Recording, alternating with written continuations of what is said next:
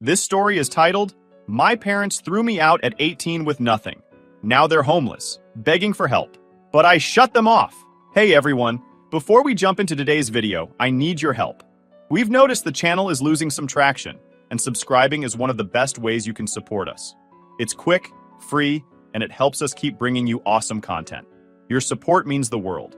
Let's keep this channel growing together. Thanks so much. Now let's start the video. Hey Reddit, I never thought I'd be the type of person to share my personal life on here, but I'm at a breaking point, and I need to get this off my chest. I still remember the day it happened. I was 18, technically an adult, but not really. I didn't have a clue what I was doing with my life. Graduation had just passed, and I figured I had the summer to figure things out. Maybe start looking for a part-time job or enroll in community college. Like, normal stuff. My parents had other plans. It started out like any other day. I woke up late, lounged around in my pajamas, and watched TV. My dad worked in construction, so he was always up early and home by dinner. My mom, she didn't work. She was one of those people who spent her days cleaning obsessively and looking perfect for no reason. It wasn't like we were rich or anything, but my dad did okay, and they were always strict about money. Anyway, around 5 p.m., my mom called me into the kitchen. I figured she just wanted me to do some chore I hadn't done yet. When I walked in, I saw both of them sitting there, waiting. My dad's arms were crossed, and my mom had this weird look on her face. I immediately felt uneasy. "Sit down," my dad said. I sat. It was like I was being called into the principal's office. He leaned back in his chair, like he was settling in for a conversation he'd rehearsed in his head. "So, you're 18 now," he said. I blinked. "Yeah." He nodded, like he was confirming something. "Well, you're an adult now, and adults need to learn to stand on their own 2 feet. What? I was genuinely confused. My mom jumped in. "We've provided for you for 18 years. That's more than enough. It's time for you to figure things out on your own." I just stared at her. Like, what the hell is happening right now? "You're kicking me out?" I finally asked, my voice cracking a little. My dad shrugged. "It's called responsibility. You're old enough to take care of yourself. Now, let me tell you something about my parents. They weren't abusive. Like, they didn't hit me or anything. But they were cold. They were strict, controlling, and treated everything like a transaction. My dad would constantly complain about how expensive I was, like I was some debt he couldn't wait to get rid of. My mom, on the other hand, always made me feel like a chore, something she just had to deal with. I wasn't a kid to them. I was an obligation. I tried to stay calm, but I don't have a job yet. I just graduated.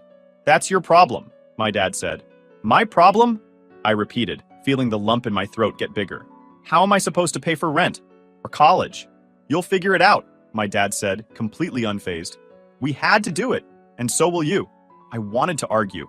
I wanted to scream at them, but I was so caught off guard that I just sat there, staring at them. My mom kept her expression blank, like this was the most logical thing in the world. She even tried to make it sound nice by adding, "We're doing this because we love you. You need to learn to be independent." Love? Are you kidding me? That didn't feel like love. It felt like abandonment wrapped in some weird justification. I tried reasoning with them. "Can I just stay until I find a job? I can help with rent." "No," my dad said firmly. "You have a month to pack your things and leave." That was it. No discussion, no compromise. Just get out. I spent the rest of that night locked in my room. I didn't cry, I was too shocked for that. I just sat on my bed, staring at the wall. The house I'd lived in my whole life suddenly didn't feel like home anymore. My parents were in the living room, probably watching TV like nothing had happened. How do you throw your kid out like that and go on with your evening like it's normal? I spent the next few weeks scrambling. I had a part-time job at a grocery store, but it barely paid anything. I picked up as many shifts as I could, working late nights and weekends. I applied for loans, but I didn't have much credit history, so the interest rates were brutal. I looked for apartments and quickly realized that everything in my budget was absolute garbage. Eventually, I found a tiny studio on the edge of town. The building was falling apart, the neighbors were loud, and the whole place smelled like mildew. But it was cheap, and that's all I cared about. I signed the lease a week before my deadline and started packing my stuff. The day I moved out, my parents didn't help me. They didn't even say goodbye. My dad sat on the porch, watching me carry box after box to my friend's beat-up car.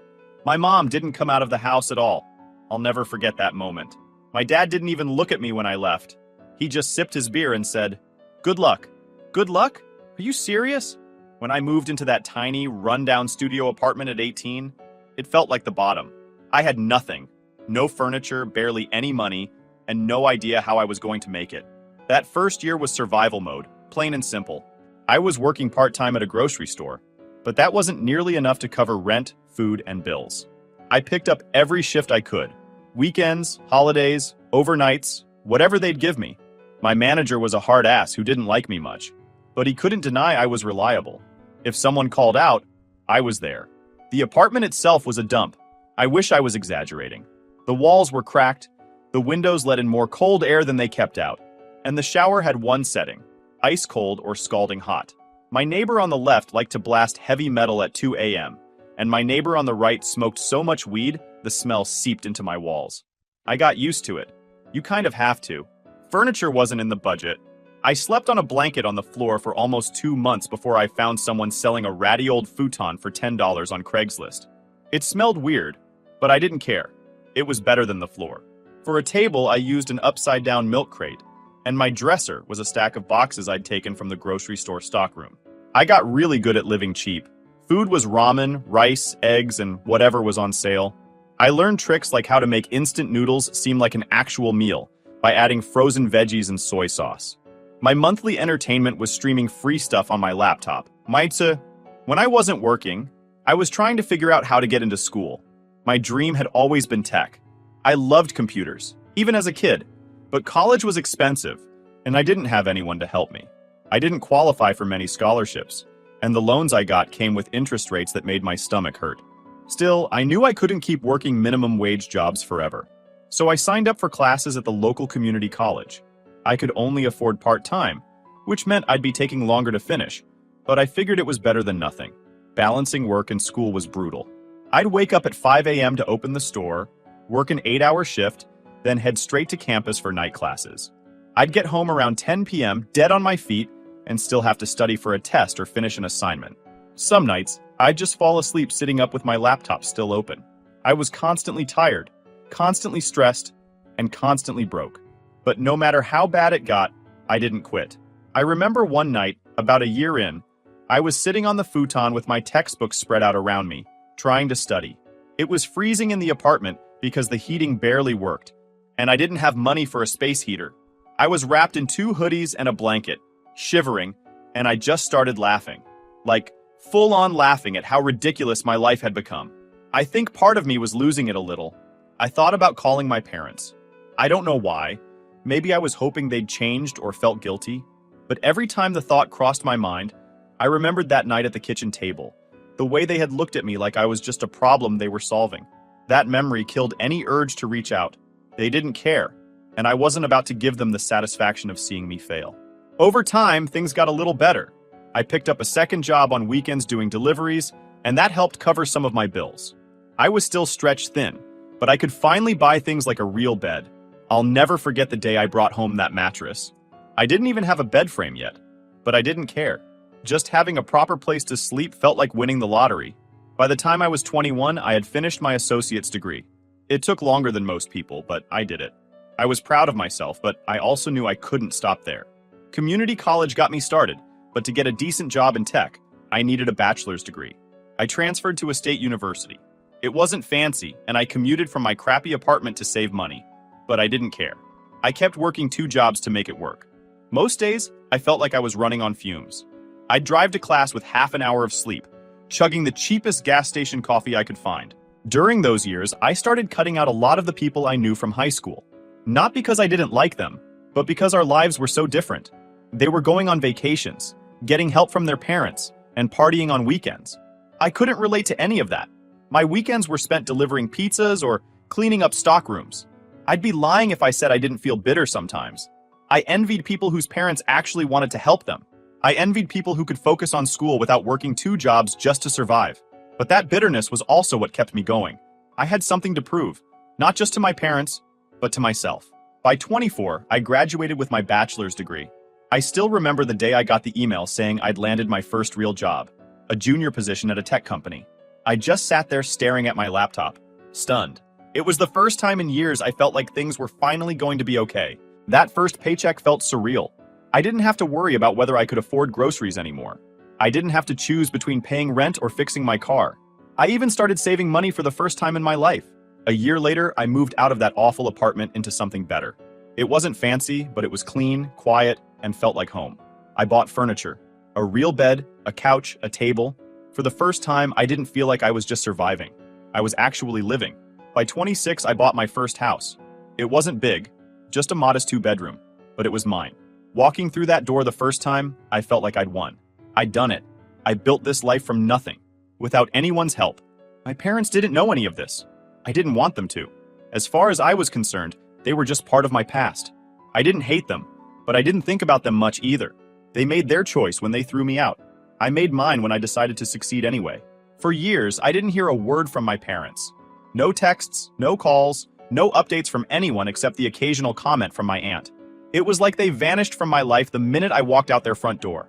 And honestly, that was fine by me. By the time I was 28, I'd settled into my life pretty comfortably.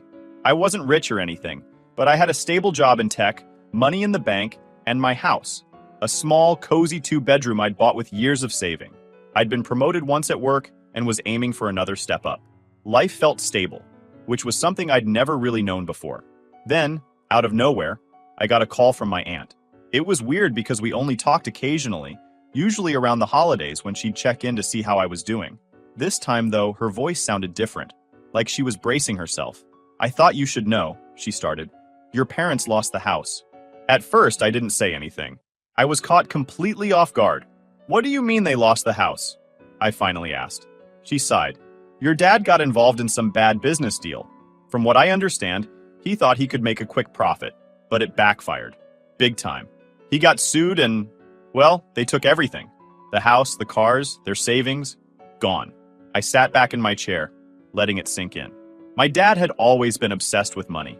I can't tell you how many times he'd lecture me growing up about saving, about being responsible, about how people who waste money deserve to lose everything. And now he'd managed to lose everything. "What are they doing now?" I asked. "They've been staying with some friends for the past couple of weeks," she said carefully, like she was waiting for my reaction. "But it's not a long-term situation. They don't have anywhere to go." I could already feel where this was heading. "They're going to need help, and I thought maybe you—" I cut her off with a short laugh. "Me? Why would I help them?" "They're still your parents," she said quietly. I felt my chest tighten. "Still your parents." It was the same line I'd heard 1,000 times when I told people about how they threw me out. Like the word parents erased everything they'd done to me. "They didn't care when I needed help," I said flatly. "They made their choice." My aunt didn't argue. I think she knew better than to try. After a pause, she just sighed. "I just thought you should know." I hung up, shook my head, and tried to move on with my day. But I couldn't stop thinking about it. I didn't feel sorry for them, not even close. But I felt something. It wasn't anger anymore. That had burned out years ago. It was more like a strange curiosity. These were the people who had told me to figure it out when I was 18. Now it was their turn, and they had no idea how to do it. A few weeks went by, and I didn't hear anything else about them.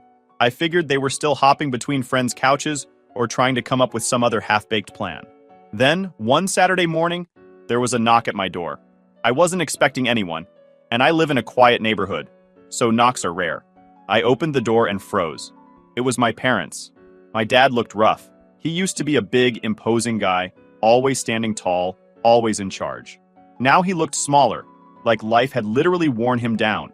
His face was lined, his clothes were wrinkled, and he had bags under his eyes like he hadn't slept in days.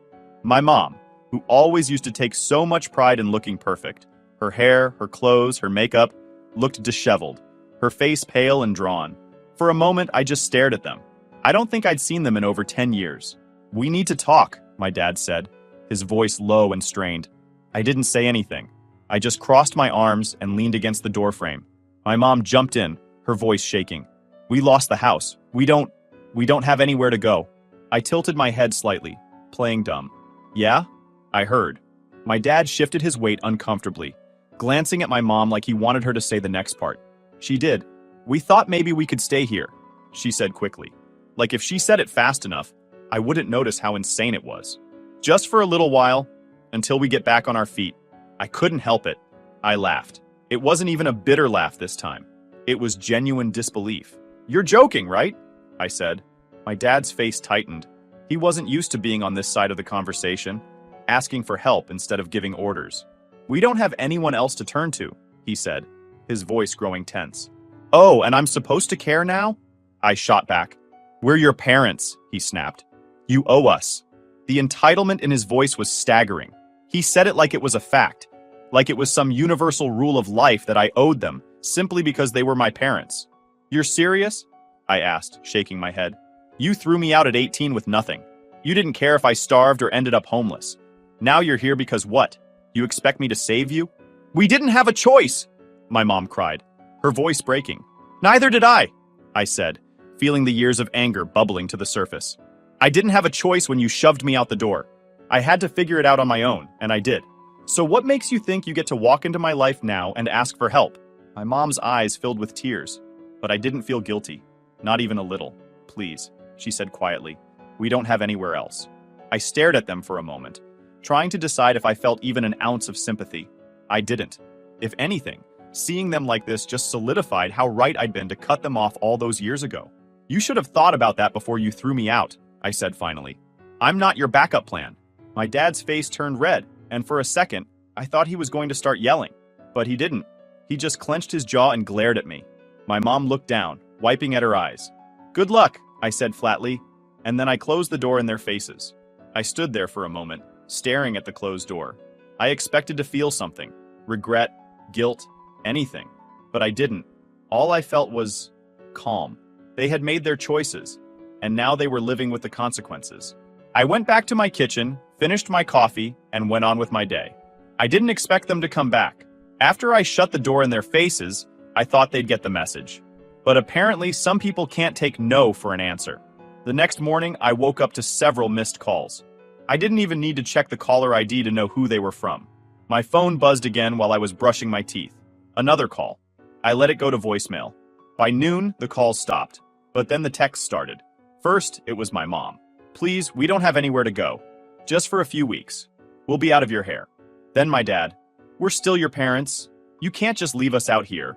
I didn't respond to either of them. I wasn't interested in having this argument. They were adults, just like I had been at 18 when they decided I needed to figure things out. It was their turn now. But they didn't stop. A few hours later, my aunt called. I ignored it at first, but then I got curious about what she'd say and picked up when she called again. "I don't want to get in the middle of this," she started, which immediately told me that she was getting in the middle of it. "Then don't," I said flatly. She sighed. "They showed up at my place this morning. They told me what happened. They've been couch hopping for weeks, haven't they?" I asked. I wasn't surprised. My aunt had a soft spot for people in trouble. "Yes," she admitted, "but it's getting harder for them to find places to stay. They asked if I could call you and I—" "Aunt Laura, no," I interrupted. "I'm not helping them." "They're your parents," she said quietly, like that phrase was supposed to work some kind of magic. "I don't care," I shot back. "They didn't care about me when I needed them. They made it perfectly clear that I was on my own, so now they're on their own. That's fair." She sighed again, but this time it was different. I could hear the resignation in her voice. "I get it, I really do. But you know how stubborn they are. They're not going to stop." "Well, they're going to have to," I replied. "I'll block their numbers if I need to." I didn't have to wait long before things escalated. The next morning, Sunday, there was another knock at my door. I knew exactly who it was before I even opened it. This time, I didn't bother with pleasantries. I swung the door open, arms crossed, and stared at them. "What part of no are you not understanding?" I asked bluntly. My mom looked like she'd been crying all night. My dad, on the other hand, looked pissed. His jaw was tight, his fists clenched at his sides, like he was barely holding himself together. "We just want to talk," he said, his voice low and strained. "We already talked," I said. "You asked to move in." I said no. "What else is there to say?" My mom's voice cracked. "Please, just listen to us." Against my better judgment, I stepped outside and shut the door behind me. I didn't want them standing in my entryway, and I sure as hell wasn't inviting them in. "Fine," I said. "Talk." My mom started first. She told me how they'd been staying with friends, how those friends were starting to lose patience, and how they couldn't get back on their feet without help. My dad chimed in occasionally, but his words were sharp and defensive. "We're not asking for a handout," he said. "Just a place to stay for a little while. We'll pay rent. We'll help out." I let them finish before I spoke. "Do you remember what you told me when you kicked me out at 18? Neither of them said anything. I pressed on. "You said I was an adult. You said it was time for me to figure things out. You didn't care that I didn't have a job or a plan or anywhere to go. You threw me out anyway, and I had to figure it out. So now it's your turn. That's not fair, my mom whispered, tears streaming down her face. Not fair? I repeated, raising my voice. You're right. It wasn't fair. It wasn't fair when I was 18, sleeping on the floor of a crappy apartment, eating instant noodles because I couldn't afford real food. It wasn't fair when I was working 2 jobs just to survive. But you didn't care about fair then. So why should I care about it now? My dad's face turned red. We did what we thought was best for you, he snapped. We taught you how to be independent. You didn't teach me anything, I shot back. You abandoned me. You kicked me out because I was a burden. Don't stand here and try to act like you did me some kind of favor. For a moment, no one said anything. My mom just stood there, crying quietly, while my dad looked like he was trying to figure out what to say. Finally, he spoke. We're your family, he said. You owe us. That was the last straw. I took a step closer to him, lowering my voice. I don't owe you anything. I got here on my own. No thanks to you. And now you want to come into my life and act like I owe you? That's not going to happen. You ungrateful little... My dad started, but I cut him off. Ungrateful? I laughed bitterly. You know what? I am grateful. I'm grateful that you kicked me out because it showed me exactly who you are. It showed me that I can't rely on anyone but myself. So thanks for that lesson. My mom wiped at her eyes, trying one last time. Please, we don't have anyone else. I stared at her for a long moment, trying to feel something, anything. But all I felt was empty. I had spent years struggling because of the choices they made. They didn't care when it was me on the edge of homelessness. So why should I care now? You made your choices, I said quietly. Now you get to live with them. With that, I turned around and walked back inside, shutting the door behind me. I locked it and stood there for a moment, just listening. I heard my mom sobbing softly and my dad muttering under his breath. After a minute, I heard their footsteps retreat. They were gone. That night, I sat on my couch with a beer in my hand, staring at the wall. I thought I'd feel relieved, triumphant even, but all I felt was tired. Not guilty, not sad, just tired. Like this weight I'd been carrying for years had finally been set down. For the first time, I realized something. I didn't need their approval, their love, or their apologies. I had built a life without them, and I didn't owe them a damn thing. Update 1.0. After I shut the door on my parents that day, I figured that was it. I'd said my piece, and they'd finally get the message. I didn't expect them to disappear completely, but I assumed they'd move on to someone else. Maybe a distant cousin, an old friend, someone willing to pity them enough to help. I was wrong. About 3 days later, I got home from work to find an envelope sticking out of my mailbox. It wasn't like the usual junk mail or bills. This was a thick, official-looking letter. My name and address were typed on the front, but there was no return address. I grabbed it, curious, and carried it inside. I sat at the kitchen table, opened it, and felt my stomach drop as soon as I saw the words at the top of the first page. Legal notice. I skimmed the document quickly, my heart pounding harder with every word. It was from a lawyer. Their lawyer. My parents had actually gone to an attorney. I had to read it twice just to make sure I wasn't misunderstanding. The gist of the letter was this. My parents were claiming that I was legally obligated to provide for them now that they were elderly and without means. They referenced something about filial responsibility laws, which apparently exist in some states. It was a stretch, but they were trying to force my hand legally. I couldn't believe it. The sheer audacity of these people. They threw me out at 18 and left me to fend for myself without so much as a phone call, and now they were trying to guilt-trip me through a lawyer? It felt surreal. At first, I thought it was a bluff. I mean, there was no way they had a case, right? But the fact that they even tried made my blood boil. I'd heard of people using lawyers to sue for unpaid debts or child support, but I never thought I'd see a day where my own parents would try to drag me into a courtroom because I wouldn't let them crash at my house.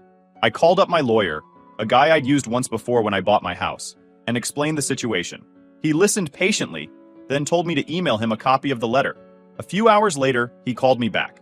Yeah, don't worry about this, he said. They're trying to scare you, but they don't have a leg to stand on. Filial responsibility laws are rare, and even where they exist, they're extremely limited. So they can't actually force me to support them? I asked. Not a chance, he replied. They'd have to prove that they're completely destitute and that you have the financial ability to support them, neither of which applies here. Plus, the fact that they abandoned you at 18, if this ever went to court, they'd get laughed out of the room. Hearing that calmed me down a bit. I wasn't afraid of a legal fight, I knew I was in the right, but I didn't want to deal with the stress of it.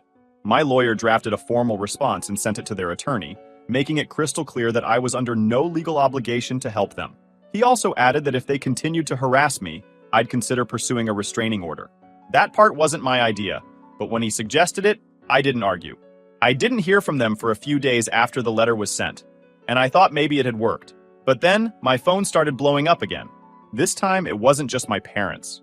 My aunt called, my cousin called, hell, even some random family members I hadn't spoken to in years decided to weigh in. Apparently, my parents had been telling everyone they knew that I was refusing to save them after they'd sacrificed so much for me. The worst part was, a few people actually took their side. My cousin Mark, who I barely know, texted me saying, "Dude, they're your parents. You can't just leave them homeless. That's cold." I wanted to throw my phone across the room. I typed back, "Where were they when I was eating ramen for 3 years straight? Where were they when I was working 2 jobs just to survive? If they didn't care about me then, why should I care now?" Mark didn't reply. I spent the next week ignoring calls and messages. I blocked my parents' numbers completely and muted anyone else who tried to talk some sense into me. I wasn't going to let them guilt trip me into helping. Not after everything they'd done. One night, I was sitting on my couch scrolling through my phone when I got an email from my mom. I'd forgotten to block her there too. The email was long, way too long. It was the same sob story I'd already heard, but written out in painstaking detail. How they'd fallen on hard times, how my dad's bad decision had ruined them, how they were sleeping in a friend's spare room with no end in sight. And then, at the very end of the email, came this line, period. "You might not believe it, but we always loved you. We did what we thought was best for you." I sat there staring at that sentence, feeling my chest tighten, not with guilt, but with anger. We did what we thought was best. That's what they always said. Like throwing me out with no warning, no support, and no plan was somehow an act of love. I wasn't going to let them rewrite history. I didn't respond to the email. I marked it as spam and moved on. A few days later, my lawyer called to let me know that their attorney had backed off completely. "They're done," he said. "They probably realized they weren't going to win and didn't want to waste more money on legal fees." That was the end of it, or so I thought. The whole situation left a bad taste in my mouth. For the first time in years, I started thinking about my parents more often, about the way they treated me when I was younger, about how hard I had to work just to survive because of their choices. It's funny, they always acted like they were teaching me some big, important lesson when they kicked me out, but they never learned a damn thing themselves. My dad, especially. He always believed he was smarter than everyone else, better with money, more responsible. Now he had nothing. Karma doesn't always work the way we want it to, but this felt pretty close. Update 2. A few months went by after that, and I didn't hear a word. My aunt told me at one point that my parents had moved to a small rental apartment across town. Some friend of theirs had lent them the deposit money. Apparently, my dad was trying to find work again, though his reputation had taken a hit because of that lawsuit. My mom was cleaning houses to bring in a little cash. Hearing that didn't make me feel anything. I didn't wish them harm, but I didn't feel pity for them either. It was just information. My aunt must have been expecting me to react because she hesitated after she told me. "I'm just letting you know," she said carefully. "Not because I think you should do anything. I just thought you might want to hear it." I thanked her for telling me and changed the subject. One day, not long after that conversation, I got a small package in the mail. It didn't have a return address, but I knew who it was from as soon as I opened it. Inside was an old photo of me as a kid, maybe 8 or 9 years old. I was standing in front of the house I grew up in, grinning ear to ear, holding a brand new bike.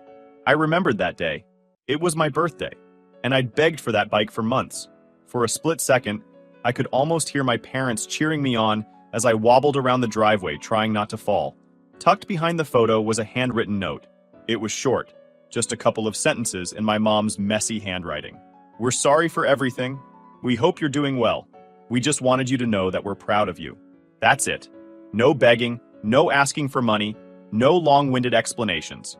Just that. I stared at the note for a long time, turning the words over in my head. I didn't know what to make of it. Maybe it was genuine, maybe it wasn't. It didn't change anything for me, but for the first time, I didn't feel angry when I thought about them. I didn't feel much of anything. I put the photo and note back in the envelope and tucked it in the bottom drawer of my desk. Not because I wanted to keep it exactly, but because I didn't know what else to do with it. These days, I don't think about my parents much. I'm still working in tech, saving up for my next house, and enjoying the life I built for myself. I've made peace with what happened. It wasn't fair and it wasn't right, but it made me who I am today. Sometimes people ask me if I regret shutting my parents out, if I feel guilty for not helping them when they needed it. The answer is no. They made their choices, and I made mine. I'm not a bad person for protecting my own peace. I worked too damn hard to get to where I am to let anyone take that from me. I hope my parents figure things out. I really do. But that's not my responsibility. It never was. For anyone who's been through something similar, know this. It's okay to say no.